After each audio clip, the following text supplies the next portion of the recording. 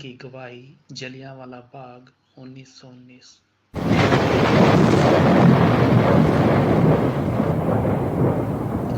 13 अप्रैल 1919 अमृतसर का जलियांवाला बाग एक मैदान जहां वैसाखी का मेला मनाने आए हजारों लोग अचानक इतिहास के सबसे काले पन्नों का हिस्सा बन गए।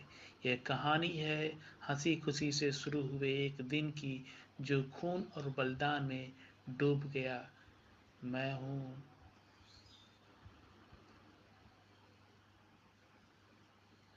वर्ड फ्री वर्ड वॉइस और आज हम उस दिन को फिर से सुनाते हैं। सुबह से जलियांवाला बाग में रौनक थी। बैसाखी का त्योहार, हिंदू मुस्लिम सिख सब एक साथ। बच्चे खेल रहे थे, ढोल बज रहे थे और लोग मेले की मस्ती में डूबे थे कि कुछ लोग यहाँ रोलेट एक्ट के खिलाफ आवाज उठाने भी आए थे। एक ऐसा ब्रिटिश कानून जिसने भारतीयों की आजादी छीन ली थी।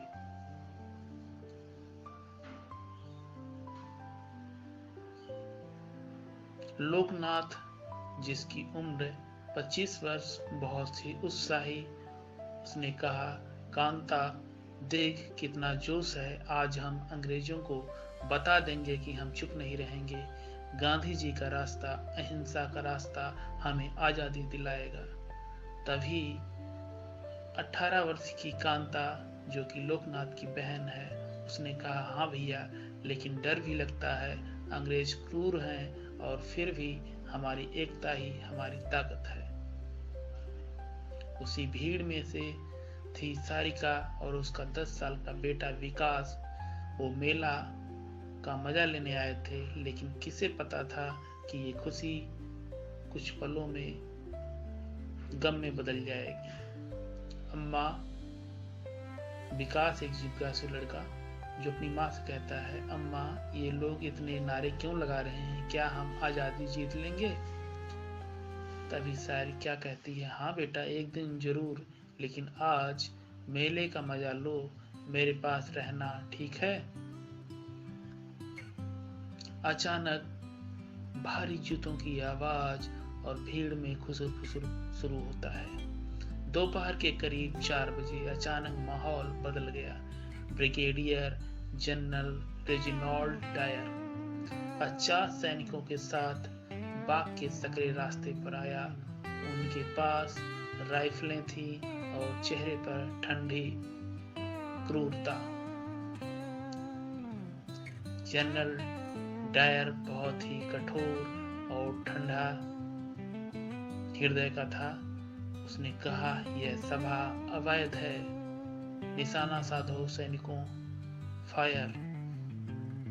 तभी गोलियों की तड़तड़ाहट और चीख पुकार शुरू हुई, भागने की आवाजें आने लगी। बिना चेतावनी, बिना मौका 10 मिनट तक लगातार गोलियां चली। लोग दीवारों पर चढ़ने की कोशिश करते रहे, लेकिन रास्ता नहीं था। कुछ कुएं में कूद गए, खून की नदियां बहने लगी।